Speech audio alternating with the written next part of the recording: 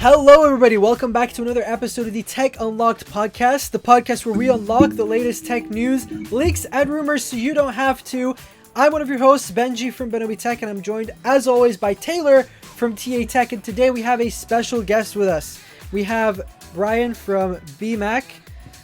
How are you doing? Doing well. We already talked about this pre-show, but how are you guys doing? You could tell the audience. Yes, we're doing good as well. Definitely, man. Definitely. Another week. I'm telling you, it's. They're flying by, man. It's crazy. Bruh, I don't know. It's because we're getting older or what, but it's just like already. I'm looking at it's like mid-February almost. It's like, geez. We're already 10%. We're alalready 10% into. Ooh, don't even say that, Benji. Don't even say that. My gosh, puts like stress on me. I'm turning 30 this year too, so it's like. That's in August though, so I got some time. But the longer I could push that off to still consider myself in my 20s, I'm going to do that. So one day at a time, one day at a time. I hear that, man. I hear that. All right, so I guess we could jump into today's episode. We have quite a lot to talk about. We're ranging from AirTags to Apple events to even AirPods Max 2 rumors. So we've got some pretty good stuff. And also we're going to ask Brian a couple of questions, tech-related questions, to kind of get to know some of his ideas and thoughts on what the future of technology can look like, things like that, and what he thinks about some of the stuff that's happening now. So, starting off with our first news story, we are talking about AirTags.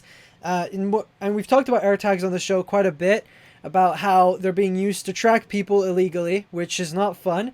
And now that's getting worse, because people on eBay are reselling AirTags without a speaker inside them, and they put a disclaimer on their listing as well. Do not use this for tracking people. But we all know somebody's selling a silent AirTag and somebody buys a silent AirTag, they're not going to be buying it for personal use.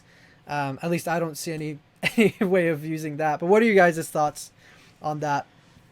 Go ahead, Taylor. You can start it off. Oh man, listen, I'm just. We always had a feeling that this kind of thing would happen. You know, I mean, it's a given. But like, just to think that people would use them in crazy ways, like tracking people, it's just why? You know, like it just that's just a lack of privacy, and that's not Apple. Like we know that, you know. So, I really hope that there's some way to stop this, because it's just I feel like ever since we started first hearing that, you know, AirTags had this issue, it just kept going downhill and worse. I don't know about you guys, but Yeah, a buddy of mine, Travis MCP, actually made a video about this, I think, right around the time when AirTags came out. I've mentioned that so many times. Yeah, and it is kind of interesting. I mean, obviously, it's kind of a gray area, because I think part of the purpose of having AirTags is to have that speaker. Like, personally, I have AirTags. I use one on my keychain, and then, to be honest, I use tile tracking for everything else, just because it's easier to attach tiles, I think, still, even though there's accessories out there. But I've always used it for preventative measures, like to prevent, obviously, something from getting lost. But the thing that really got me in love with tile trackers before AirTags came out was the ability to be notified if you left something behind. And that's something I think that I don't think it was at launch, but within a couple of weeks of the AirTags launch was also incorporated into, I think, an iOS update, or maybe it was just a firmware update. But the idea is that, like, you could be alerted if you happen to leave the house without your wallet or something like that. So that's what I think the main purpose is. That's in general, obviously, it's Apple's idea behind it, at least I would assume, is to put basically a Find My functionality in practically any item you want. Now, obviously, anytime you're dealing with tracking devices of any sort, it's anything in general. It could be exploited in a way, depending on, you know, what it is. But this is one of those things where it's like, I don't think, I'm pretty sure it's not Apple's fault, and I don't think Apple sees it necessarily as a huge problem, but I wouldn't be surprised to see Apple step in and flick one little switch that'll be like solving the entire problem, and we'll all be like, oh yeah, if we just do that, like, it solves the problem. But that, and I think the other thing too is how people forget, but also just because of how large the Find My network is, with AirTags, people don't realize they're Bluetooth trackers, right? But I think they're being treated as and seen as GPS trackers. So there's still that Bluetooth kind of limitation on it. But it's one of those things where it's just the technology, I think, is above people's heads sometimes, where I'm not saying this isn't an issue, but I do think perhaps it's being blown out of proportion. And you have just, again, with many things in life, just a few bad examples overshadowing the larger purpose behind it. Yeah, for sure. And we've talked about this on the show before, but BMAC, what are your thoughts on like how Apple can regulate this? Maybe any ideas you have? It's tough. No, so the reason why, if I to be completely honest, haven't looked totally into this because I've just been busy doing my own stuff. But what I understand is that they're removing the speaker because of the ability for the AirTags to automatically sound a beep or create a sound when they've been following someone or somebody nearby with an Apple device when the AirTag is not connected to that iCloud device, right? So it's basically saying, hey, this AirTag is following you, and it'll do a little bleep sound. And I believe Apple markets that as their way to kind of draw attention to a lost item so it could be found, and then you could do one of two things. You know, you could just stick your iPhone near it or even Android near it for the NFC reader, I believe, to get a message. That's the intention behind it, and people are removing the speaker because they just want to remove that functionality of it where it beeps when it's following. It seems to be following an iCloud device that is not connected to it, right? That's the main issue here. Right. Yeah. So I think they could do something pretty easily to. You don't necessarily want to turn that off because it's a privacy feature in and of itself. But if people are going to take a product apart, people have modded products from the start, you know, whether it be, I remember, probably shouldn't even say this on air, but if one were to have had a PSP back in the day, one might have modded it to be able to do some custom firmware on it. And I'm just saying that, you know, everyone's messed with it at some point. More so in the past, I've, you know, been more interested in that stuff when you're, you know, looking into custom firmware. But anyway, people are going to do that too with AirTag. It's just something that's going to happen. Oh yeah. For sure. And I think that's with anything, really. Like, you can use something for good or for bad. Like, people use their smartphones to, I don't know, to run their business, and then some people use it to stalk people and take pictures of them. It's like, it's there's a good and evil with everything. And I think this kind of, I could kind of see a couple of reasons to remove the speaker from AirTags. Like, maybe, like, in case your bag gets stolen and you don't want the thief to find out that there's an AirTag in the bag, that kind of stuff. Great point. Yep, that was the original, I think, concern when people heard about that. And people say Apple didn't think about that. Like, oh yeah, it'll make a sound. I don't know if Apple explicitly said like it's, you know, to prevent you from being tracked so you could hear it, but I think also what they said is, but it's also a feature in and of itself so you could hear a lost item beeping near you and then you could return it to its rightful owner. Again, in both case scenarios, it could be exploited and have the opposite effect, but removing the speaker could be not. Personally, I think the speaker is trash, and I've said this before. I'm not ashamed to say that loud, it's terrible, and just the pitch of it is very. And again, that's to be completely honest, that's usually why I use tile tracker devices in most of my products that I need a tracker on, because it is for some reason louder, and because of the tone, at least with my ears, it's easier to actually, like, if I'm in a room, hear where it's coming from. I don't know what it is about the AirTags, but even if I do hear them, which is not often, because I do think they're quieter than they should be. Just the way the sound is, it's very hard for me to actually find the location based on, you know, the sound emitting from it. So anyway, to your point, Benji, they could remove the speaker and I wouldn't be heartbroken. Just saying. Yeah. And I think also another good thing about the AirTags as opposed to like Tile is even the precision tracking. Like, yes, the speaker may not be that loud, but you can still track it through the phone. Yep. And I mean, I've even seen, like, I don't know if you've ever heard of the Chipolo one, Spot. They're like a kind of like an AirTag, and it works on the Find My network. And they also have like a wallet version that you could fit in and things like that. I worked with them on a video quite recently, and their speaker's a lot louder as well, which is good. But I mean, I guess going back to the whole silent AirTags thing, I think, you're right. Like, the speaker is pretty bad, and I don't know if they will fix that or how would they how they change it and things like that. I mean, typical Apple, this would be in hot water either way. People would say, oh, you bought them to have the sound, so if they disable it, obviously that'd be basically bait and switch based on what you were purchasing. Maybe in a generation, you could solve it probably by coming out with a generation 2 with a louder speaker or a removal of a speaker. It's just, when you get into tracker products like this, there's just always going to be, again, those situations where exploited. And luckily, we're not the company that has to figure it out. Apple is the one who's selling the product, and so we just get to comment on it. It's tough. It's a tough situation because you could see both sides of it very easily. Yeah, for sure. All right, so shall we move on? Taylor, do you want to move on with the next story? Absolutely. So Gurman says that the Apple event on March 8th, which is, again, coming up very, very soon, at least 4 M2 Macs to launch later this year. So it looks like we have some information on what's going to be coming. What are your thoughts and expectations, BMAC, for this year's events?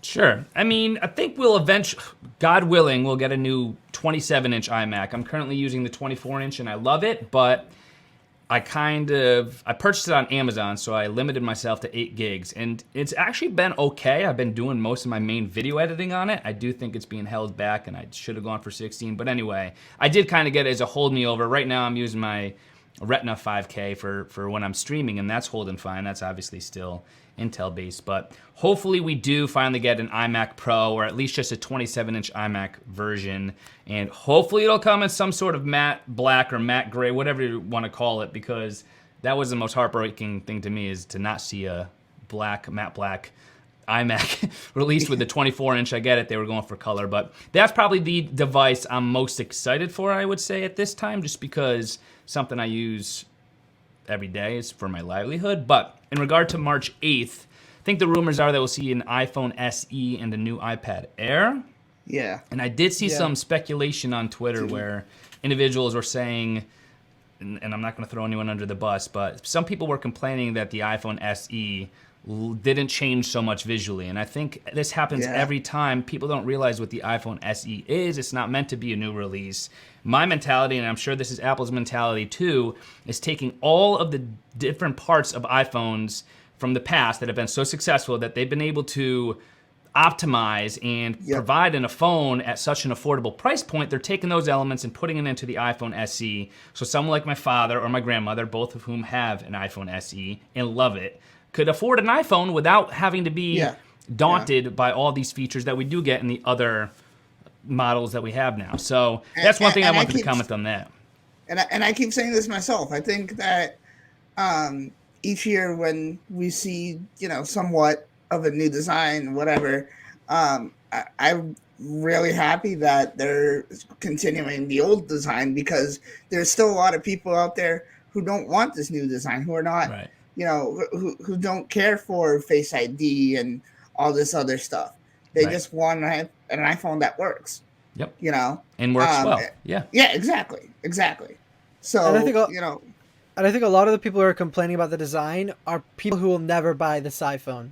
So it's like, facts. Why are you even complaining about facts? I guess it would be nice if they updated the design and had it more, I guess, in line with the current Apple lineups. But I mean, if it makes the thing cheaper, like there's been rumors that it's going to be around $270 starting price. So good. If that's true, that's a super, super good deal, because you're getting a very refined Apple design that's worked for years. You're getting Touch ID. You're getting I think they might throw in the latest processor as well. They've got 5G. It's got everything that you need a phone to have.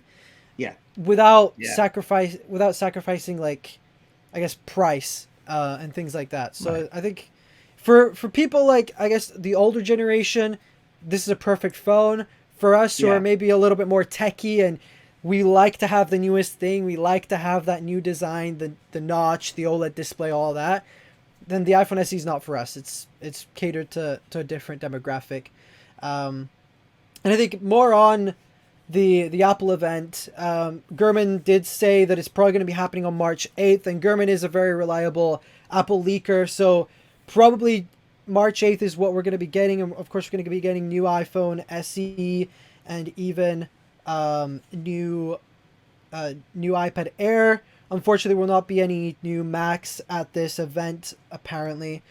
We may be seeing a Mac Mini, but we'll have to see about that. Don't sleep but on also, that Mac Mini, man. That thing could be an absolute beast at the price point that it's already at. So we'll see. If it's at the right, I mean, I've always wanted. Not sorry, Benji. I didn't mean to totally cut you off worries. here, but I just got a little excited because I think people underestimate how powerful the Mac Mini is. And the thing is, you could hook it up with something like the Pro Display, and that's something that I've kind of had my eye on. I can't really justify it quite yet, but we'll see what happens this year. But I do eventually want to like overhaul my actual setup. You know, like I said, I'm using the 24-inch iMac, and it's getting me by pretty easily for all my video and editing needs, but I'm pushing it pretty much to the limit. And I would like to rebuild. You should do this every couple of years anyway, but rebuild like an editing station that will float me for the next 4 or 5 years, and it might include the Mac Mini. We'll see what happens, but I just got excited there because it's another thing I'm hoping for. Yeah. So apparently we're going to be getting 4 new Macs this year. Some of them will be powered by the M2, some by the M1 Max and M1 Pro, which will be I think the Mac Mini. They're going to release one with the M2 and one with the, I guess another 2 with the M1 Pro and the M1 Max. And those will be, I think, absolute beasts. Yeah. Those Mac Minis. And I think a lot of people will go for that, which, I mean, I might even pick one of those up because I'm in the market for a new computer soon. And apparently they're also going to be refreshing the 13-inch MacBook Pro, which is a bit, I don't know, kind of questionable. And even the 24-inch iMac, which is going to be, they're all the Macs they have now are going to be updated. And of course, we're going to be getting the 27-inch iMac Pro. God willing. It's going to be called. Hopefully that's going to happen, and that's going to be good with a high-end display. I think they said it might be at mini LED, so that's going to be exciting. That would make sense. And that's in conversation for totally other time. But with how prevalent OLED displays or even mini LED displays are now, it's still kind of surprising to me how so many products are coming. Not so much with smartphones, but how different tablets and desktop computers, monitors are still coming to market without those next level displays. It's just like, if we could have it, like I remember when OLEDs came out for TV displays, and just this past December there was a good deal on the Sony A80J, which I ended up getting. It's my first OLED display. I absolutely love it, but I'm thinking to myself, it's a 55-inch TV, and it was on sale for around $1,300, and it's OLED, and it looks amazing. If you could put that into, if people are going to be spending, a couple $1,000s on a desktop or a laptop, why not make it something like mini LED or OLED? Because it's obviously possible. It's just a matter, I guess, obviously, there's semantics involved with it, and there's certain business decisions behind it. But to have it as an option, it's kind of surprising to me how it's still not so readily being shipped with these laptops and desktop computers, because it's beautiful. Mini LED and OLED are amazing. Yeah, and I guess we can kind of throw the iPhone SE into that. Why doesn't it have OLED yet? But I mean, yeah.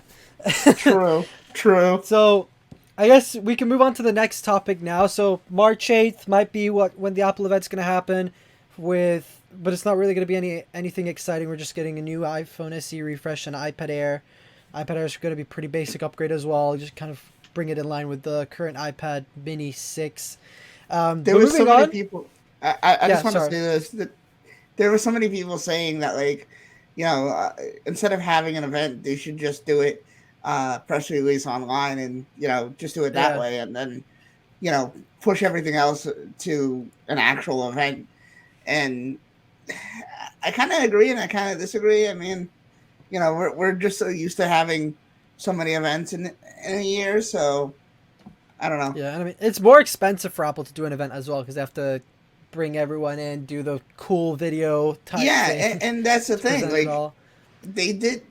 I mean, they pulled it off last year when they had the iPad and Apple Watch, but what was the point of that? You know what I mean? Because I mean, even with this kind of event, like, they've got iPhone SE, and they're like, "What's new? Oh, new processor and what was the other thing? Just 5G. Those are pretty much the only features that the new iPhone SE is getting. Other than that, nothing else is changing." See, I think that's That's part of the problem, Benji, I think, too, is like when people expect these press releases, or excuse me, in this case, keynote video, movie, they are like little mini movies the way Apple produces them.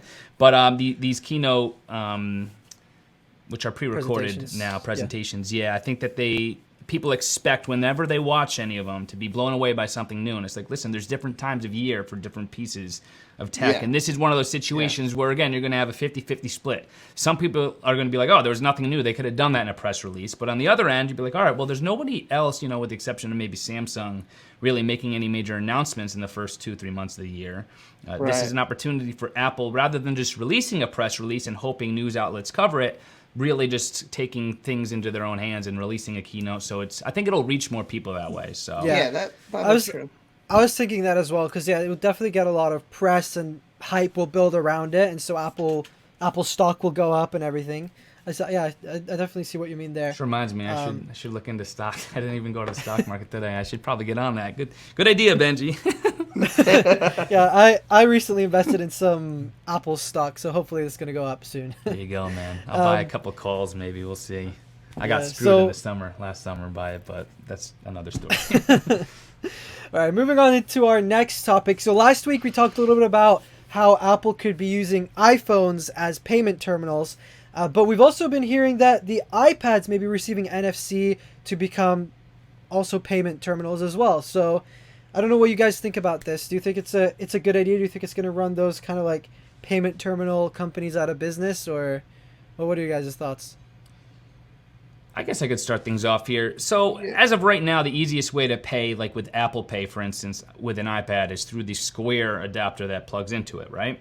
Yeah. So people would just tap it that way. And if you could incorporate it, personally, I think it's better when you actually have an adapter like that with an actual like icon, because I can't tell you, still to this day, whenever I'm paying Apple Pay, each store feels like it's different. It's like, all right, where do I tap, So I like when it's actually a Square adapter, because exactly, it's part of the iPad, but you just tap it right on there. You don't even have to guess about it, guess where it is. And then obviously if Apple were to incorporate this into the iPad itself, yes, that would be cool, but I still kind of would prefer it to have like maybe Apple's own very beautiful looking adapter that plugs into it, just because it's that way. It's, sometimes depending on the certain service you're using, you usually, like for instance with an iPad, I go to my barber, for instance, and he uses an iPad with a Square terminal plugged into it for payment. And then if I'm leaving a tip, he turns it around. Other than that, he's doing everything on the iPad itself. So I think if they were to do that, you just got to make sure, you got to think of the entire transaction process and make sure that it's very easy to understand where it would be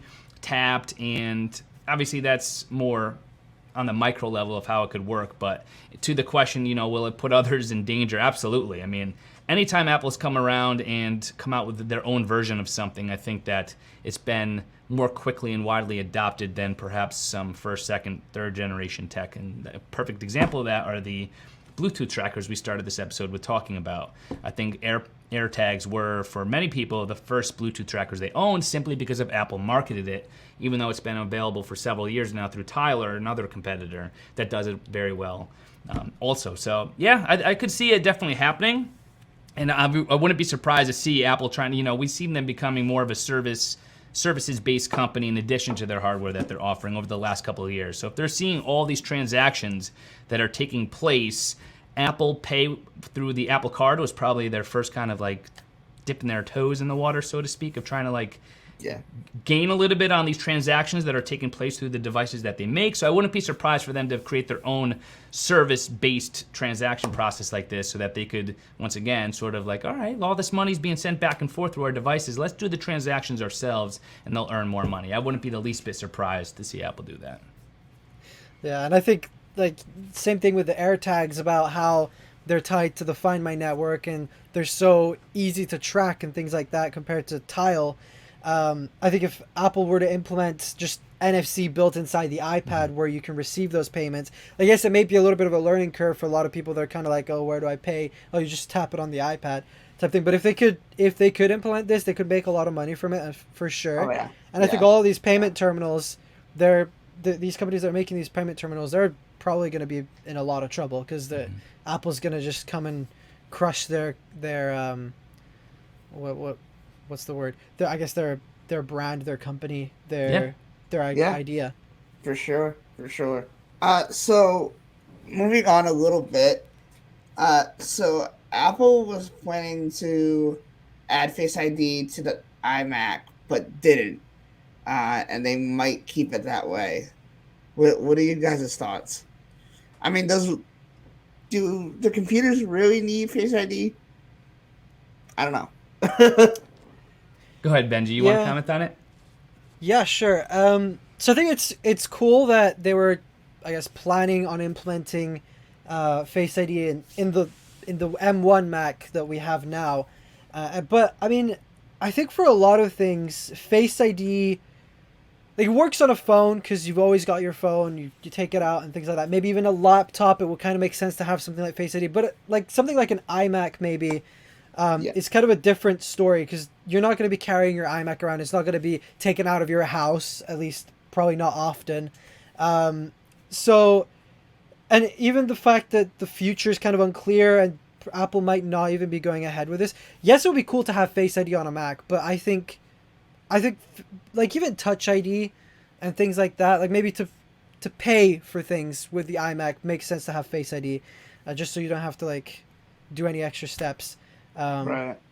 So, but yeah, I'm not really too sure on if it should be a thing or not. I'll say But- that on the new 24-inch iMacs with the Touch ID built into the Magic Keyboard, I love it. It actually took a little while for me to get used to, and I do feel like I was, and still do sometimes, accidentally press it just based on the smaller size of the keyboard than I'm usually used to using. But and we got to think of it this way: when do you usually need to unlock either your laptop or your desktop? It's when you want to use it, and to do that, what do you usually do? You tap a button, whether it be the keyboard or in the case of whether it's a MacBook or an iMac Magic Keyboard with a Touch ID power button, you click that, and then it's seamless, and all it's doing is scanning your finger. So I don't think it's adding an additional feature, and I'm always one for saying, there's no bad thing about adding additional features that could be helpful to someone. So for the sake of consistency, I'll still say, it wouldn't be a bad thing to have. I'd support it, but I do think it's already so seamless, and it makes more sense to have it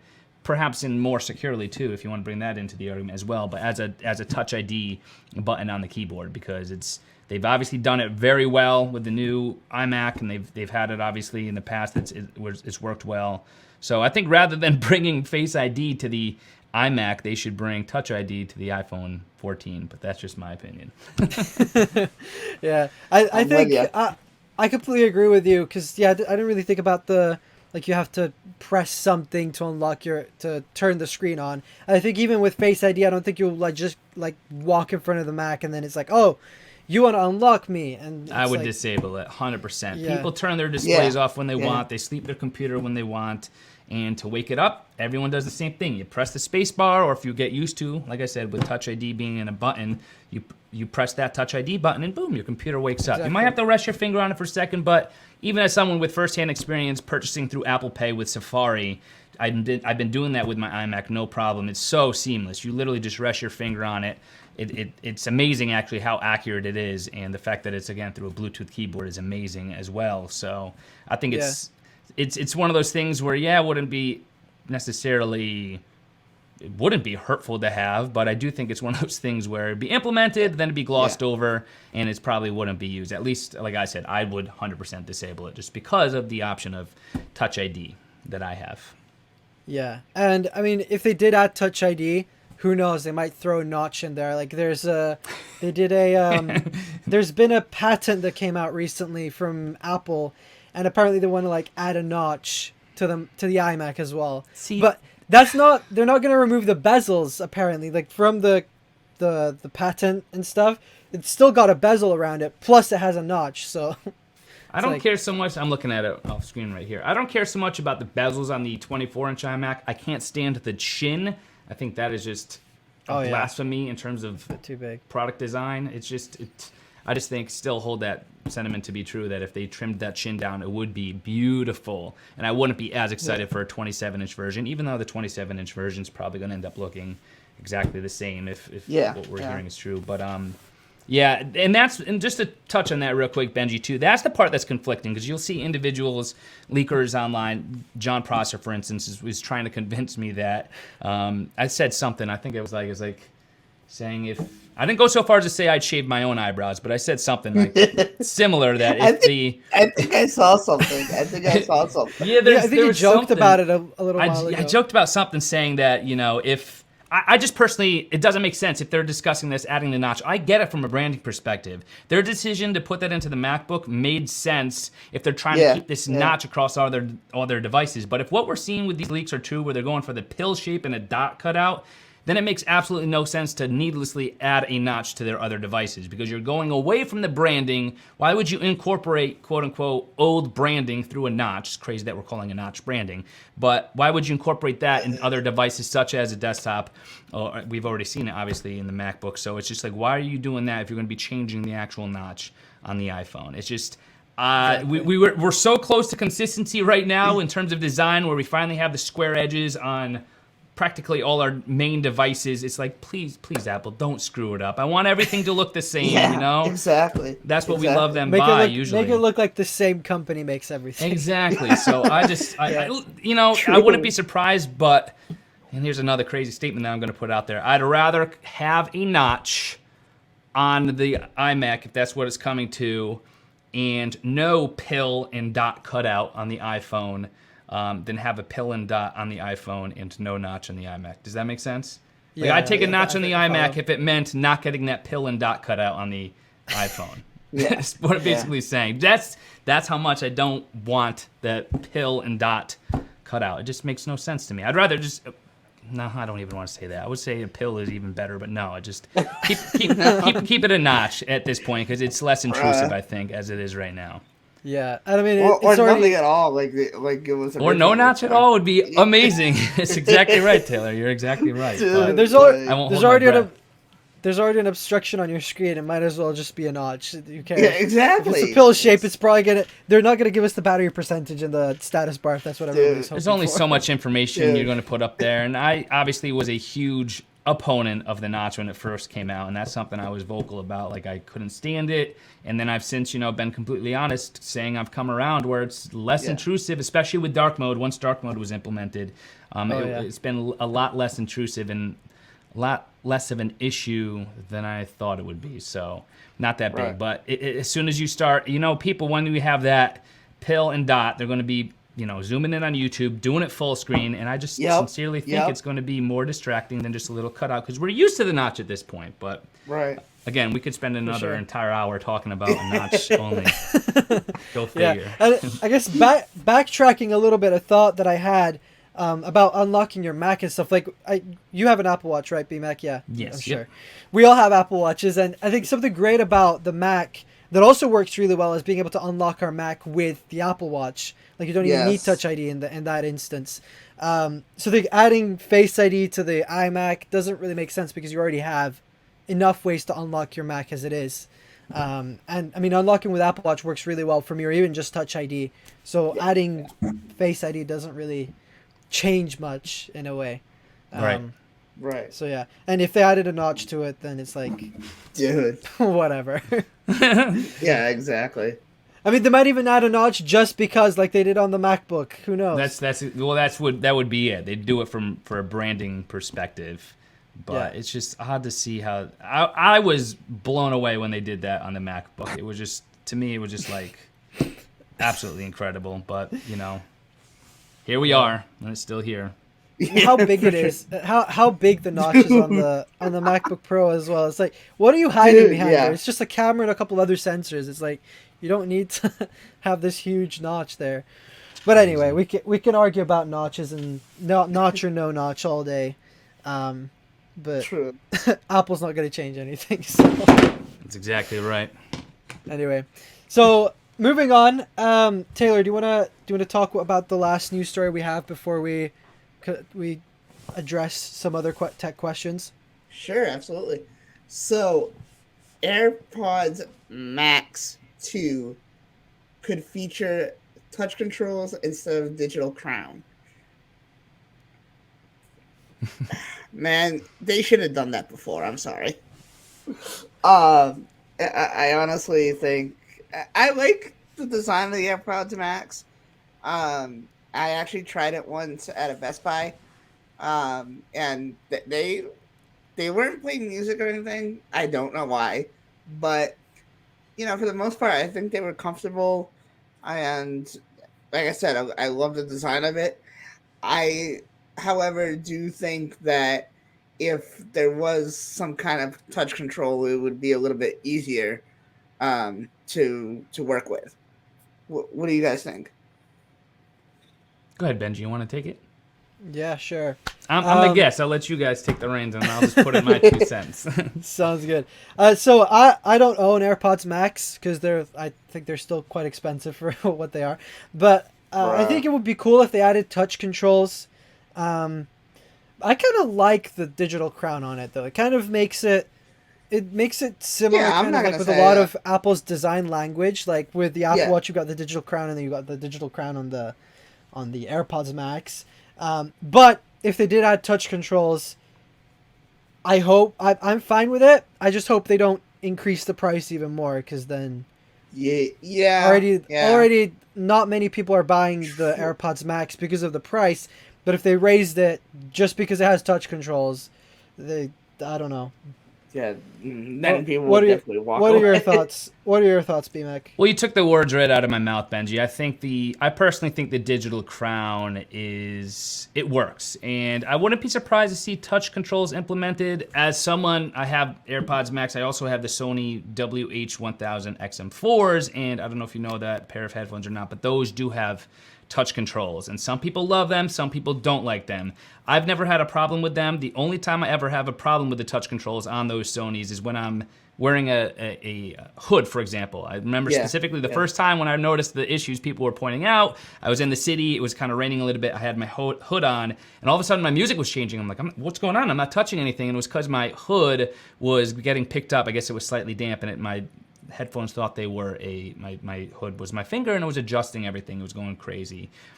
So you could disable it luckily through the app, but there's issues in and of that. So I personally love the touch controls, but I don't think Apple needs to do that. And just like you said, with the design language, the digital crown, we have the same crown on the AirPods Max as we do with the Apple Watch. It's one of those things where I might make the argument that less is more. One thing I will say that the AirPods Max 2, if we get that, needs to have is a power button. I still can't believe the fact that you got to put them in the smart case, which I almost threw out at first. I even said that in my unboxing. I'm like, I probably won't use this. Maybe I'll just sell it. Little did I know, you need it to actually save the battery life. And it's just like, what the heck?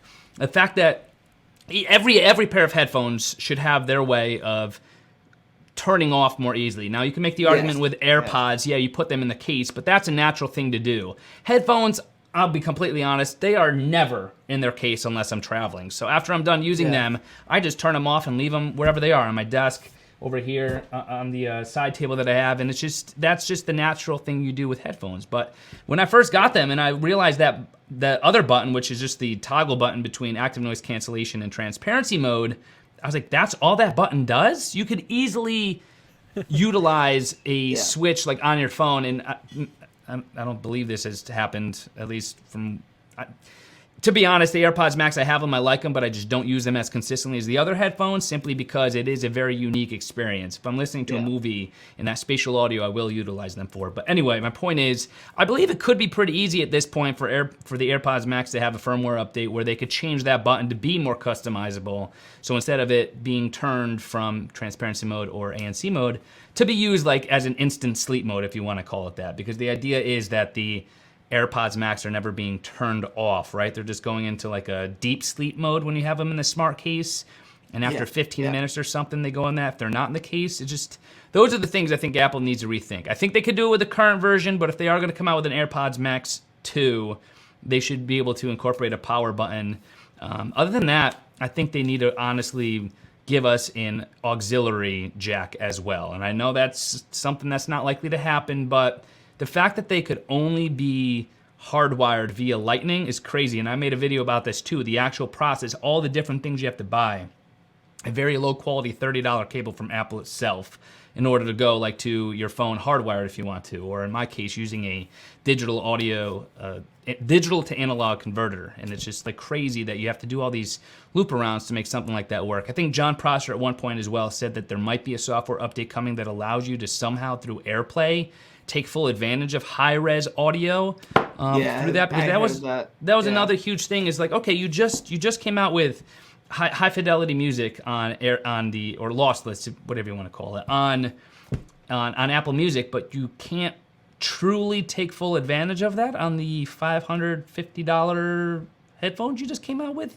That in my mind, and I've said this before, I still hold true to it, is that was a huge swing and a miss. That wasn't well thought out. So if you could take care of those couple things, power button and ability to get true lossless via, if they do it through AirPlay, or at least give us the option to do it through hardwired without these several different contraptions you have to use just to achieve it, quote unquote achieve it. Some people still claim that you're doing all these conversions. It's not truly lossless, which is true. But anyway, those are the things I think we need in the AirPods Max. That was a lot I just ranted about. But. Yeah, and I think they could also maybe lower the price by like $100 or $200 just to make it a little bit more affordable for people. Oh yeah, yeah. Because I mean, right now $550. That's their biggest for headphones. Yeah. It's like. I can kind of justify spending $300 or $350 for like something like a Bose QC, whatever QC number they're at now. Yeah, those are worth it. They're really good. They're worth it. But then you go to AirPods Max and it's like you're paying more for what? Just the brand. Right. I guess you've got a metal design and it's like all, I don't know, special design. I don't know what the thing is with the AirPods Max, and this is something that surprised me. I do think they are more worth it than I thought, but it's only, I would only recommend, they're very unique in their experience, and they sound, even without spatial audio, and I try to explain this to people as best I can. I did it in my review as well. AirPods Max specifically have a level of depth, and that makes them have a very good passive sound stage, which means sound like they're coming from different areas around you. Again, not even considering spatial audio, just with regular listening, rather than sounds coming from like what feels like in your head. That's something earbuds struggle with. They sound like they're coming from within your head, whereas headphones are more of an experience. I do think the AirPods Max were much, much better than I thought they would be, and I still do greatly appreciate the listening experience that you get on them. And they are super comfortable. They look and feel great, of course, but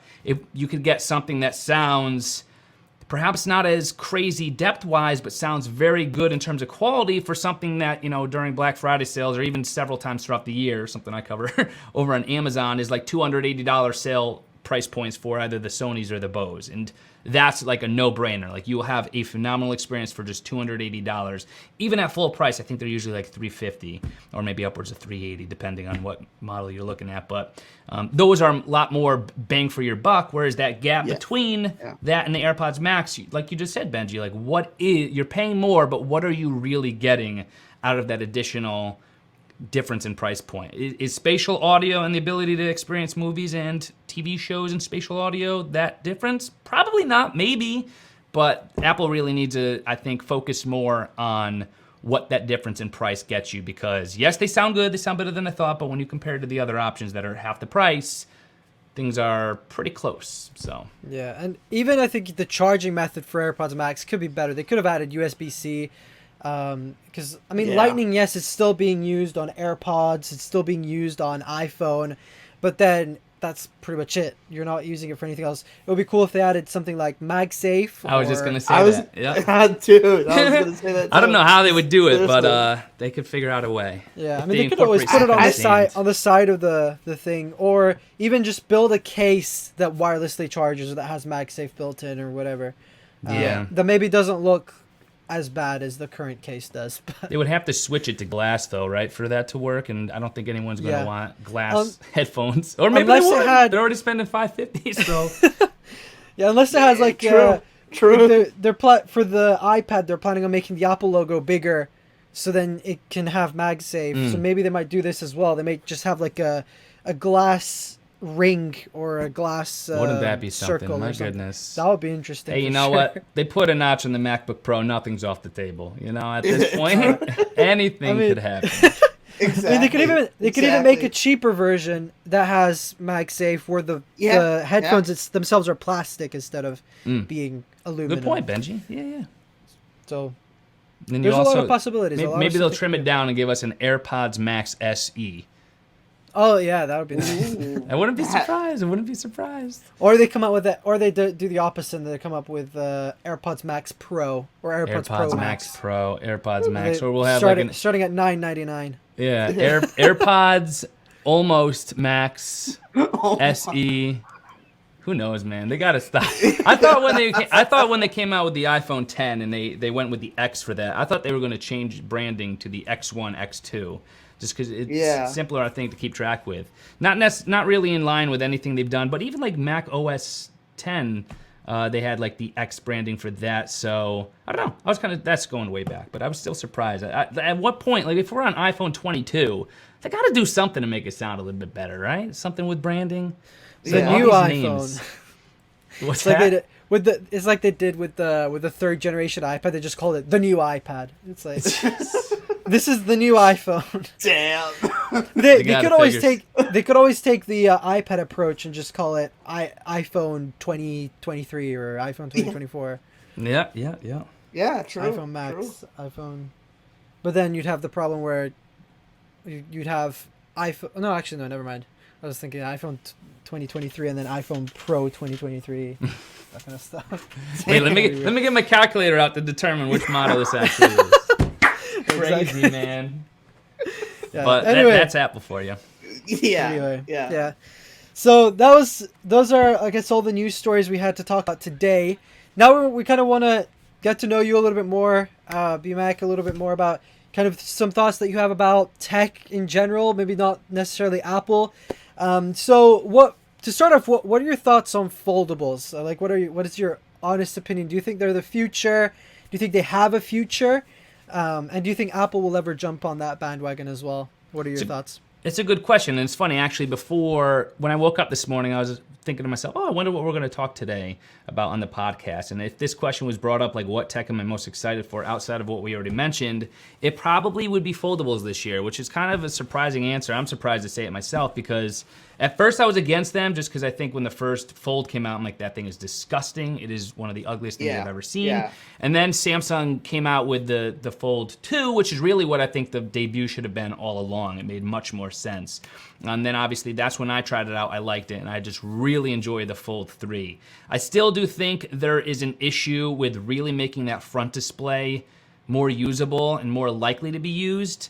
It's so thick in your hand still. It's better than it was, and I like how it's obviously a larger display, and I'm specifically talking obviously about the Fold here.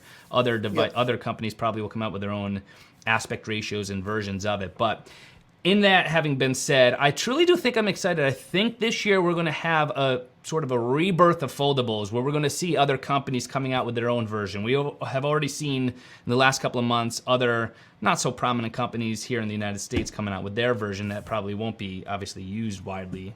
Well, won't be used widely here. So really it's going to be up to either Google or I think or Apple to bring us a foldable that makes foldables a staple in a smartphone design selection that people are going to consider. So I'm excited to see what happens. I mean, with these rumors about a Pixel Fold or an iPhone Fold coming out, which obviously should be called the iFold, not the iPhone Fold. Come on, let's be real. We got to call it the iFold. But the idea behind all these different devices coming out obviously would be interesting because I think that each one could put their own kind of spin, their own flair on it.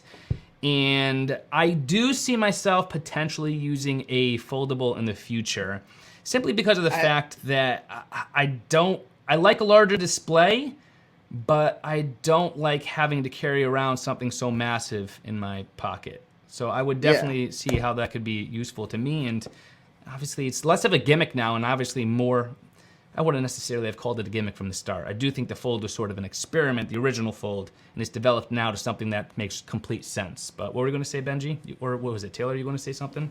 Yeah, no, if you guys hop on to my channel, I actually did a video about it today. I'll have to check it out. For me personally, I would love to see like I'm gonna use it as an example, the Z Flip 3, something like that. I think would be cool. I'm not a fan of the Fold, just opening like a book. Sure. I don't know. Maybe that's just me, but I think the Flip is, you know, a lot cooler, and especially the one that they did this year. I think the Z Flip 3 is amazing. People loved it. I tried it out and I reviewed it. It's I liked it a lot more than I Yeah, thought. dude, actually, it was your video that made me like. I Damn. appreciate that. Thank you. Yeah, Dude, it's seriously. cool. The thing is, between the Fold and the Flip, they are similar because they're both foldables, but they are different products in what they deliver. So, for instance, Yeah, the Flip yeah. 3 flips obviously vertically, but I think that is targeted to give you just a quick glance at the time and notifications you have waiting on the front. Yep. Which you obviously wouldn't interact with a whole lot. Then you could flip it open to see more. Love that. That makes a lot of sense. And it just, for something about that, feels so good because that design is pretty darn polished in the sense that you don't wish it was thinner or thicker. It is pretty good as it is. You could always make the display in the front a little bit bigger. I'd be down for that. But with the Fold, it's different because that is more of an emphasis on the experience of the front display or the cover display, if you want to call it that, because you are meant to be interacting with that just as much, if not more, than when you actually open it up. But that thickness, it just doesn't feel quite there yet for me to want to be able to completely switch to something like that because there's just something about that front display where it doesn't feel good using it. I found myself in my time reviewing it, opening it up so much more often just to use that because of the thinness of the actual unfolded design when it's unfolded, of me using it, just the ability for me to use that and enjoy it. Right. And especially with that, the under display camera being implemented with some people to this day, I will not understand how they called it more distracting. I don't understand that. Nothing could be more distracting than an actual cutout, if you ask me. But I thought that was really well done. I'm very interested to see where foldables go this year. And there are some kinks that need to be worked out with the Fold, whereas I think the Flip is pretty much there in terms of what it's designed to be. Yeah. For sure. I mean, we'll obviously get it revamped and it'll become even better, but I think there's less of a hurdle to get over for it to be like, you know, this is what it is, whereas with Fold, it's still kind of, I think, being tweaked with in terms of design to make it more of a daily driver device for more people. And I think also another problem with the Z Fold that I personally don't like is the aspect ratio on the outer display. Like, it's not very... like, personally, it's not very usable. It's thin, I think dude. It's thin. It's tall. It's like... Yeah. How are you supposed to do that, to use that? Even with typing on it like that, I think I might mention that in my review, is it's still difficult because it's so narrow. The keyboard that's on the front is so close together that, again, I just found myself, rather than replying to a tweet real quick, just opening it up and doing it that way, which you could argue is kind of the purpose. You're not necessarily supposed to use the front for that. But again, that's where, okay, well, if that's the case, if you're not really supposed to use the front, you're supposed to open it up and use it for replying to a tweet or something like that, why not just get something like the Flip where you have a tweet, you open it up, you're right there, you will never have that kind of interaction problem. So I do think the Fold needs a little bit more tweaking. I get it because I do think it's the perfect aspect ratio, you know, quote unquote perfect, when you open it up. But yeah, man, Benji, I'm with you. That thin screen just makes it still very difficult to use consistently. And more so than that, I just find it very difficult to just use in general. You know, rather than it being something I just would like to use more, just in general using more, just because the typing experience was, I think a lot of that thickness has to do with it too. Yeah, kudos to the hinge, though. The hinge was well done. I will say that. Much better than what I'm not really the biggest.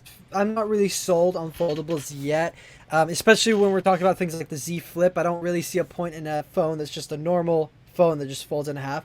But then with the Z Flip, I kind of see where they're going with that. You're kind of having a tablet-like experience on the inside, and then when you close it, you've got kind of a phone experience. And I think a phone that came out recently, I think is the Oppo Find N or something like that. Oppo made a foldable, and I think their implementation of a foldable phone is what I personally would buy.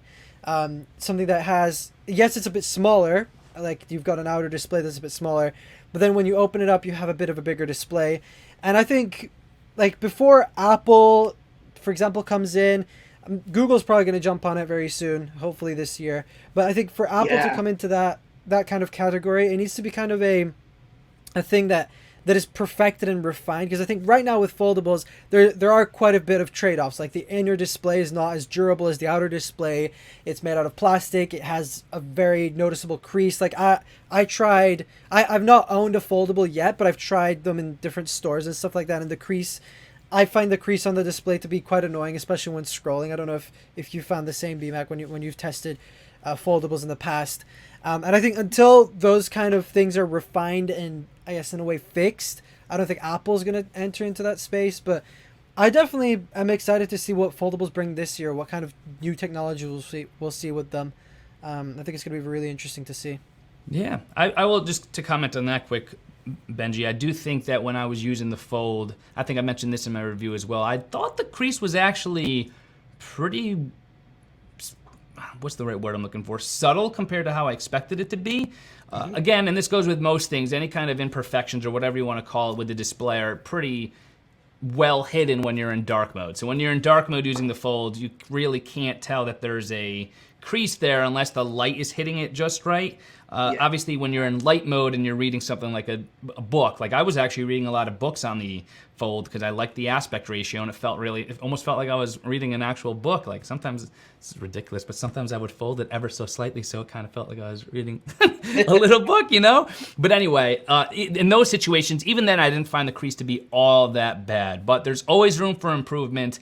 The biggest thing, I think, and this is what the whoever wants to take it will probably make the best foldable ever, whoever can make the hinge as non-intrusive as possible. Because when you think about it, the hinge, that system is what's adding to the thickness. It's what's preventing the inner display from being perhaps more well protected, because you have limited. How could you do all this in something that exists in its form and then fold it and still have it be a work of art, so to speak? There's so many different hurdles, and which is why I think we are far from the end of foldables. I think foldables are only going to continue to get better and more well developed. That's why I say I think I'm most excited to see what happens with foldables this year in particular, because I think this is a big year where we'll see other renditions of it from other companies. But even if Samsung's to come out with like the Fold 4, what are they going to do with the Fold 4 to make it even better than the Fold 3? Like, what can they do to make it better from a design aspect? So I'm curious to see. What other product categories do you think Apple could enter? I mean, obviously, besides AR and stuff. Yeah, so I hear a lot of talk about AR, and I personally think that's... I don't see that being as prevalent of a product category that Apple would be able to focus on or even be able to own, just because, yes, we've seen a lot of emphasis on AR with the LiDAR scanner and everything else that they've been developing over the last couple of years, but AR in general I think is so limited. Excuse me, I keep saying AR. Well, yeah, AR, VR, whatever you want to call it, the goggles that they would come out with, augmented reality, virtual reality. There's obviously talk of them coming out with virtual reality goggles. All these ARs and VRs confuse me. But then also AR glasses, where it's like more like of an assistant-based thing where you could see through them, right? Two totally different things. I think if Apple were to be focusing on any of them in particular, it probably would be on the AR side of things with like glasses as opposed to goggles, even though I think the more recent things we have heard have been goggles focused, like VR goggles, similar to like the Oculus, right? But I just don't see them really, like, you don't think of Apple as being a place you go to for things like that. But with that having been said, I think that we'll see them. I mean, we had a new product with the AirTags, but I do think Apple needs to come out with something like that'll blow our minds. Some kind of product that, like classic Apple, where a problem is solved, a problem that we didn't even know we had, right? That's kind of what Steve Jobs prided himself on. That's how I got to know Apple when I was younger and what really sucked me into loving the company. But if we could come out with a new product like that, and I wish I had a more specific example, but then it would be, you know, me getting all pissed off that Apple actually came out with it. I'm like, hey, I said that a year ago, right? So I don't know what it'll be, but I do hope that they come out with something that'll like be like, all right, this makes sense. Two things I do think that I would like to see them. I wouldn't be surprised to see them coming out with like their own version of a mirrorless camera. They did try this before years ago where they came out with like a digital camera, and I actually put out a tweet, I think it was a couple of months ago when it was on the anniversary of where it was just something in general. It was just like a fun fact because all this emphasis on the iPhone cameras, and now with ProRes in the iPhone obviously available, it would make sense, I think, for them to take all the most important aspects of their camera and incorporate it in an actual mirrorless camera that could record native ProRes. It's definitely possible. I wouldn't be surprised to see them do that. So some kind of Apple camera or something of the like, especially with all this emphasis and focus on their cinematography and video work, I wouldn't be surprised to see in the future. And then there was one other product. I think it was just in general like a standalone Apple TV. I still think to this day people get confused, like, oh, you got an Apple TV? Cool, what channels does it come with? It's like, well, no, the Apple TV is like the actual box. And you gotta subscribe to channels to have that work. But then if Apple could create like a standalone system where they create like their own version and they could call the display whatever they want to call it, XDR, 4K, crazy display, even though we'll all just see it for what it is if you just look at the specs, at least us tech people will. But if they could create like a standalone system with that, with Apple TV built into like the OS of the actual TV itself, I feel like that would sell like crazy because people don't want to worry about getting the separate TV, the actual console, like the TV box, Apple TV box. And then obviously having it like hooked all up with HDMIs and everything. If you could just go into the store and they have like 3 different sizes, maybe like from 27 inches all the way up to like 55 or even higher than that, I think that would probably be marketable. The only thing is that would take up a lot of inventory space, and I think it would be very expensive for them to invest in an adventure like that. So it would have to be marketed correctly. I just don't know how they would do it. I don't know how well it would sell, but I wouldn't be surprised to see that happen either. What about you guys? Enough of me talking. What do you guys think? Anything that Apple will come out with? I mean, I kind of like the idea you said about TVs. I didn't really think much about that, about how they can kind of penetrate that space. But I think I would love to see an Apple branded camera. That can shoot 8K or can airdrop. You can airdrop the footage straight to your iPad or your Mac and just get it edited. That'll be. I'll start saving now, man, because I'd have to do it. I'd have to. Like I just. I almost splurged and got that new drone that shoots ProRes simply because of the ProRes workflow that I wanted to utilize with it, but I held off because it's like, you know what? There's more important things to spend my money on for right now. But yeah, man, I could totally see them do that. Do you record all your videos in ProRes? I don't. No, I use a Sony A7S III. It doesn't. Oh, okay. You could record in ProRes if you use like a separate recorder, so to speak. I won't get too technical here, but if you're just recording in camera, you have you're limited to, what is it, XAVS1? Anyway, it's like a pretty. I love the Sony camera. I love the codec, so I'm happy with my setup right now. I'm using it right now for this stream, and for this podcast. But for the future, if Apple came along and came out with a camera that natively shot ProRes, and I created a ProRes workflow, I probably would make the switch. And I think that's kind of one of the. And I made a tweet about this fairly recently, where. And I wanted to see how people reacted. Sometimes I put out like these obscure tweets that have a meaning behind it, but I want to see how people interpret it, right? So I said something about how like Apple iPhone hardware is better than iOS, and what I really meant by that is that basically you have all these things you could do. You could shoot in ProRes, but I guess you could consider that hardware, right? Because you need the right hardware to be able to do that. But then you're limited in terms of how to. So many people commented over on my tweets over the last couple of weeks how difficult it actually is to offload ProRes footage from your iPhone to your iMac or MacBook, for example, if you're editing on that. And it's just like, all right, but at the same time, if you're shooting that high of quality and the ProRes workflow on your iPhone, I don't think you would actually be spending the time to edit a video within whatever editing software you're using on your iPhone, for example. It's counterintuitive. Yeah.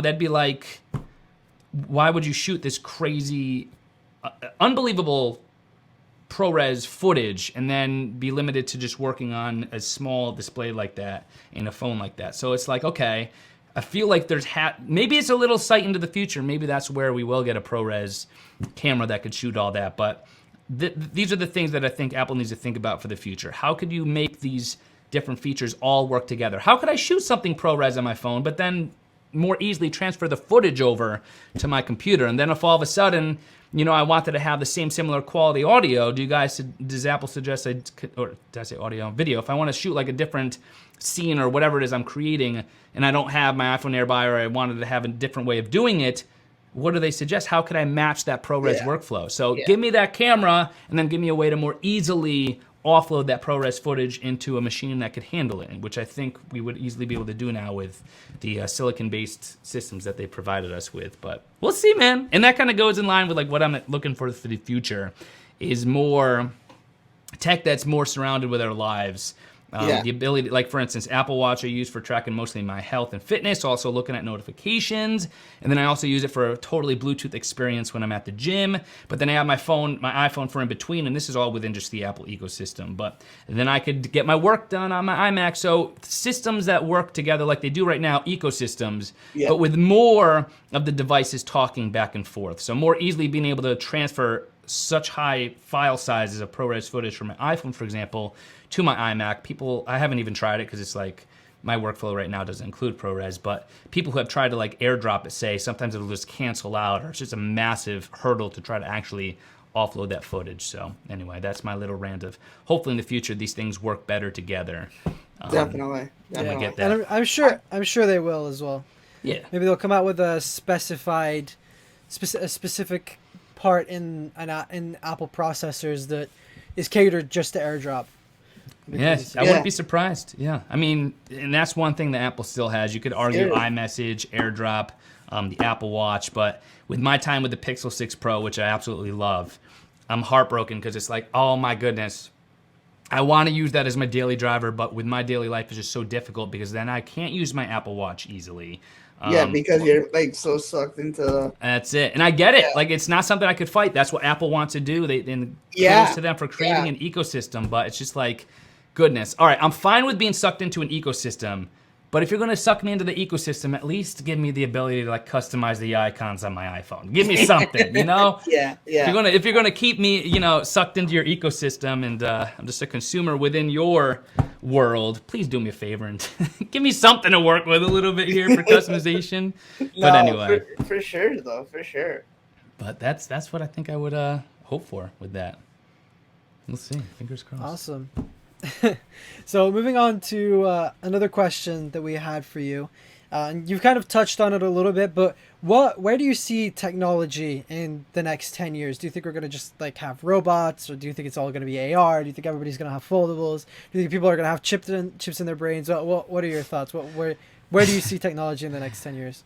It's scary. I really don't try to think of robots. It feels like every week I go on and I see on Twitter some new video where it's like, wait, that's not CGI, that's an actual robot, and it is ridiculously scary. Like these robots have like micro movements in their eyebrows that like show their personality, and it's like, oh my goodness, it's the beginning of the end. Dude, so there's no fighting that. I've seen TikTok live streams that it's like, bro, you'll see people making their own robots and be like, asking it questions, and it literally looks like a real person too, and it's what? Wild, dude. It's scary. Dude, it's scary. I don't even want to mess with that. And then you have like like what Benji was saying, how I think Elon Musk even he touched on this like maybe 2 to 3 years ago. It was when he was on Joe Rogan's podcast actually, and he was discussing how he went to Congress and he tried to like fight the development of AI, so to speak, or put regulations on it because he thinks it's literally going to take over the world, and how it's eventually going to be just so prevalent where it's like we lose ourselves because we're so attached to AI. Like when AI becomes more powerful and better at decision making than we can, that's when we essentially lose our own human purpose, right? So, and this is something I've always tried to focus on, and I always try to take this angle in whatever I do. It's like, how is this tech going to help me in my daily life, right? What is the purpose behind this? And I always try to consider that. And obviously there's things in tech that I get involved in that perhaps aren't as fulfilling to people's lives as other. Like for instance, I like talking about, I've been getting a lot more into video games because it's colder out, it's winter here in Connecticut. But I've always kind of personally felt like, goodness, I'm investing this time playing this video game right now where I could be doing something else like practicing guitar. Like that's just been my mentality. But at the same time, video games, especially over the last couple of years, have helped people like Animal Crossing. I remember when that first came out at the start of the pandemic, I was like, goodness, this is awesome. Like I feel like I'm living real life through these Animal Crossing characters. I'm sheltering in place right now with all the craziness in the world going on. So anyway, everyone has tech in a way that will add to their life, but I always try to take that angle, and whether it be video games, which help people feel more included in the community, or whether it be talking about the latest phone, which could help people capture memories on their phone, like with the iPhone camera, as beautifully as they can, even if it's, looks just as good to them as it did a couple years ago, but maybe 10 years down the line, because it was filmed in this higher bit rate, you could do more with it, and you could use that higher bit rate to create like some crazy kind of hologram that we could create at that time. Who knows? Tech is going to come and go. Yeah. I remember when 3D TVs were all the rage, and then those obviously went away. I remember when curved TVs were all the rage, and those essentially went away. I still have a curved monitor for gaming, which I think is awesome for that particular purpose, but the tech, like I said, the tech that always excites me is what's going to add to my daily life. Like I'm testing out right now like a little mini weather station that you could get on Amazon, and it measures all the different weather components in your area, and then it provides you with like a localized forecast. So it's tech that you could look at, and it's a lot more like precise in terms of what's going on literally like in your backyard as opposed to like your general region, so things like that. I'm like, all right, I could get behind that, and then what else? Just like things like smart home products, I think are amazing. Yes. I love to see what is done with that. Whether it be car door, garage openers, anything. Anything you get attached to the internet. I know there's worries with having all that connected to the internet, but with the right safety and privacy protocols in place, I think it could add to your life. It's there's situations where, like, just to give an example, when I was at my other place, I had a security camera that was able to look, just because of the rotation capability of it. It could see in the kitchen as well as in the living room. And I left, and I'm like, my goodness, I was leaving for the day. I can't remember if I left the stove on. I can't remember. So I literally went into the camera, turned it over, and looked at my stove, and I saw that it was off. So I'm like, okay, I'm good. And like that's a situation where it added to my life that day, as simple as it sounds, because I was able to not have to go home just to check the stove to see if I was going to burn the place down. I could do it just from tech. It's something that adds to my daily life in that sense. It's crazy. Yeah. So anyway, that's long-worded answer is stuff that adds to our daily life and smart tech in general that could help streamline our daily lives. But what were you going to say, Taylor? You're just saying something? The one thing, going back to talking about what Apple could do in the future, one thing that I would like to see is, I know that they're working with like third-party companies, but making their own kind of home security thing would be pretty cool. I mean, imagine having like your iPad stuck to the wall, and that being your keypad for your alarm and stuff like that. Right. I think that would be pretty cool, even if they made security cameras and stuff like that. Right. I mean, that's again, this is one of the things where I think Apple we have this like with HomeKit, right? And I wouldn't be surprised if down the line Apple comes out with their own version of a home security camera. It's almost like they test the market through their own services and through their own hardware capabilities before, and to see what works and what doesn't and what's hot and what's not before investing in creating a product, which is smart when you think about it. Let others do the work, and then you swoop on in and make your own version of it because you know it's going to be successful. It's genius, really. It really is. It really is. That's hard to lose when you do things that way. But in terms of HomeKit, and that could be an entirely different conversation, but I think Siri needs to get on the level of the Alexa voice service or even like Google Nest, right? Because and that will extend further to HomeKit. Now, I get what HomeKit is doing. It's much more limited in terms of what devices are HomeKit compatible because of protocol and also just because of security and privacy. But that is why I don't have a HomePod in every single room, even with the HomePod minis being so affordable, because you could get arguably just as good of sound out of the speaker with the Alexa Echo line of devices, but they could do so much more and answer so many more things. And I can't tell you how many times I say something out loud, accidentally asking Siri instead of, the Echo, and I just get a response, sorry, I don't know that. And it's like, okay, let me ask my Echo, and she'll come up with Wikipedia results. She asked me if I want to order something. Like, you could do everything with just the sound of your voice through the Alexa voice service that you can't with Siri. So I think that is something that Apple needs to focus on more than anything else, is revamping Siri and extending the ability to use not just shortcuts, but like skills. Call them Yeah. Siri skills if you want. I don't care. But the ability to like incorporate different things like that more easily, because shortcuts are a good halfway step, but they're still so complicated to set up compared to just downloading a skill like you can on the Alexa skill store and just having the ability to turn on your Xbox or your TV with the sound of your voice. It's just like these things need to happen for Siri to become an actual player on that AI field. One thing I gotta say about Voice Alexa service. Yeah. And Benji, I don't know, you speaking on another language, I don't know if you ever had this thing where you're having a normal conversation. We have a guest. Sorry. Hello. Someone came on down. Hello. Oh my goodness. He must have pushed the door open. He was wagging his tail. I couldn't ignore him. Sorry, Taylor. I didn't mean to No, it's all right. cut you off. We're talking about tech. Do you have any opinions? What are you saying, Taylor? Okay. Thinking about it, like I was saying, Benji, you speaking on the language, so you get my drift. I speak Portuguese here at home, and like I really wish that they would have added another word command to the Alexa, because like I'll be having a normal conversation that doesn't even include Alexa, and she'll think I say her name and automatically, and it's just like, bruh, what? There is ways to do that, actually. Like, I know some people change it. Like, I have a buddy whose fiance's name is Alexa, and so they had it. They's like, oh, I can't do it because it's just never going to work in our house. My family and I were watching a movie the other day, and one of the girls' names was Alexa, and literally the parent was calling out to her, and you could hear, mind you, our door was closed, so like, we have our Alexa in the kitchen, and the door to the living room was closed, and she still heard it. Like, my dad was like, "Did I just hear Alexa go off?" I'm like, Yeah, well, it's concerning sometimes when you hear Alexa responding to you from another room. Dude. But you could actually, Taylor, go in, I believe, and like it's connected to your Amazon account. You could change the wake word. So some people change it from Alexa to, this guy's making noise over here. You could change it from like Alexa to Echo if you want. So instead of saying Alexa, you could change. There's a way to do that. I haven't done that, but it's definitely possible.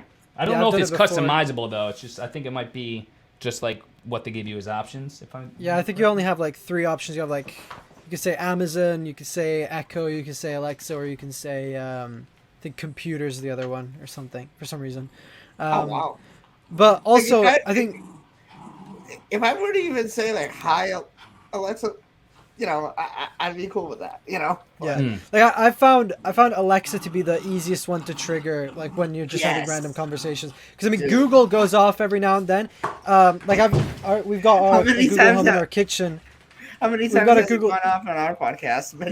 Well, I mean, it's unplugged. It's unplugged now. It has been for like the past couple weeks.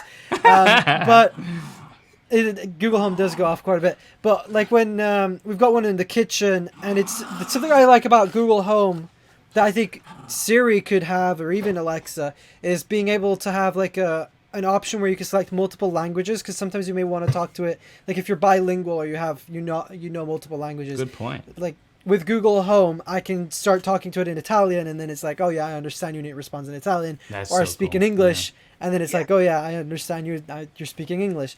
I think there's a lot of improvements that Siri could have that it doesn't right now.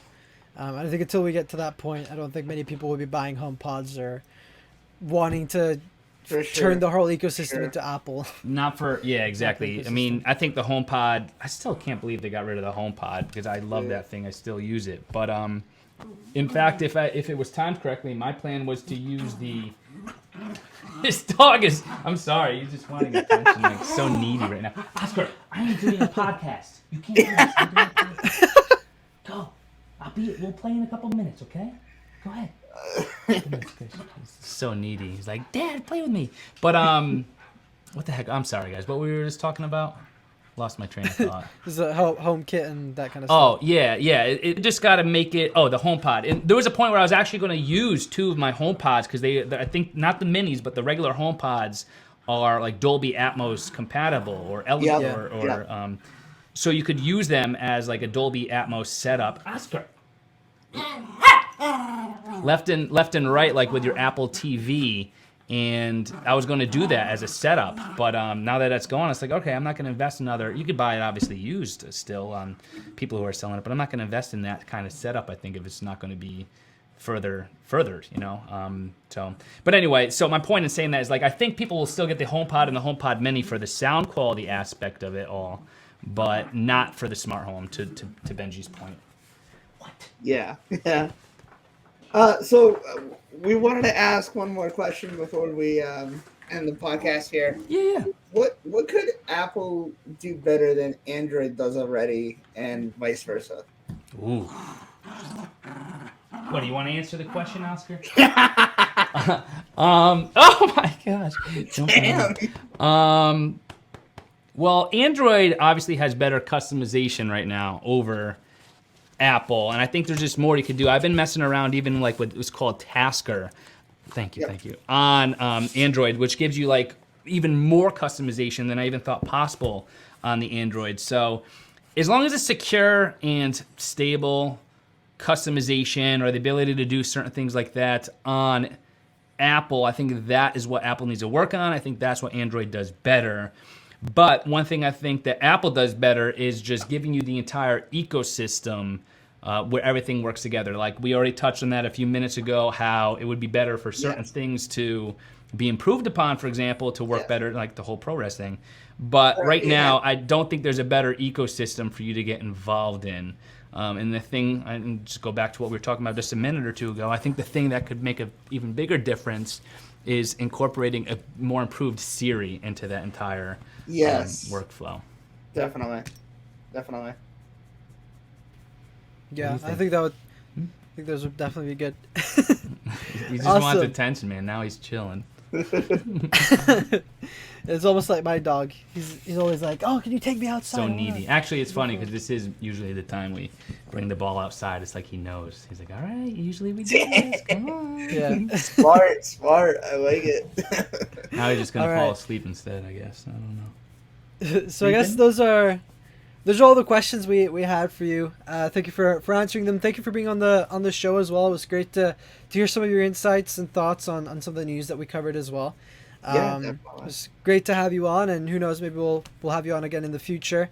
Taylor, is there anything else you wanted to ask or anything? No, that's pretty much it on my end, man. All right, BMAC, thanks for having me on, guys. I appreciate it. No worries. Are there any questions you have for us or for our audience, or anything you would like to say? Any last words? No, I think we're all doing a great thing in the tech space. We're all doing our own kind of coverage on the products that mean most to us. So we got to keep going at it and continuing to create content because, you know, there's someone out there, and this is what I say to everyone, and I say it to myself too. There's someone out there who's going to benefit from what we have to say regarding something that they're potentially thinking about getting. So by combining all that, that's what matters, you know?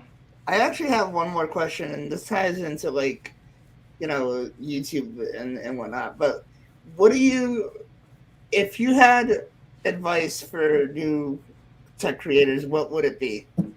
Just to keep creating. And I still do this. I mean, I think my channel is taking a big hit in numbers right now for whatever reason.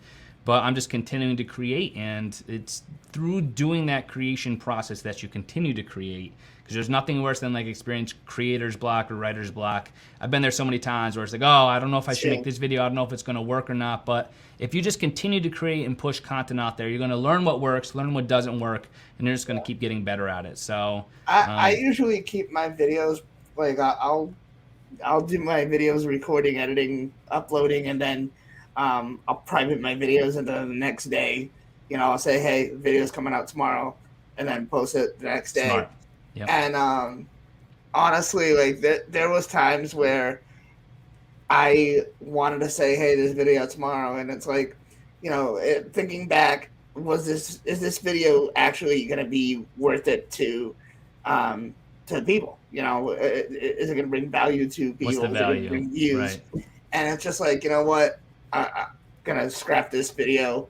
Even though it's all done, it's uploaded, I'm going to scrap it and do something else because, you know, for whatever I've been reason. there. Yeah. I mean, and to go back to the question, that would be my advice, just to keep creating. And there's something I have to get better about. Like, I stress over my B-roll, and now it's to a point where my B-roll takes away from my consistency in publishing content, because I'm like a perfectionist at heart. I just have to get better at. Yeah, I just got to get better about pushing content out there. Like, there's been times where it's been crazy. Like, there's been like a little blip with the wrong sound effect or a black frame in the middle of the video that I'm like, I see it, but other people probably don't. And I've gone so far as to like re-editing, re-uploading. I just got to get better about pushing content out there. And even if that means sacrificing a little B-roll for more content, like, I got to do that too, because there's nothing worse than no content, and it's even worse, I think, to sacrifice content. I think it's worse to sacrifice quantity by focusing too much on quality. Like, it's always a balance between quality and quantity. But right now, I think I'm focusing too much on quality than it is quantity. I got to get my numbers up in terms of content published. So, yeah, definitely. This guy makes it a little hard though, because he's always wanted to. Hey, guess what? Question. I'm sure he comes on to your video sometimes too, huh? I actually haven't incorporated him yet, because it's just like, I don't know. I need to. I just usually he's chilling, sleeping, and I'm just like recording. But yeah, I'm gonna hopefully start live streaming on YouTube again soon. And if that happens, awesome. Yeah, if that happens, I'll probably somehow incorporate him to say hello or goodbye to the audience. Just use him. Why not? He's got a cute face. Use him on the camera. But yeah, so we'll see. But yeah, thanks guys for having me on. He's tugging at my feet. We got to go throw the ball to him. But this is awesome. Thank you guys so much. I'm excited to see your content in the next couple of days and weeks and what we have in store for this year. So definitely. Sounds good. We'll keep it up. Okay. All right. He seems to be excited as well. He is. But yeah. Thanks again. Thank you, everyone, for watching or listening to this episode of the Tech Unlocked podcast. As always, we will put links to follow our guests and also to follow us in the show notes or the description below. Again, thanks, everyone, for watching or listening. This was episode 18 of the Tech Unlocked podcast. We will see you all next week.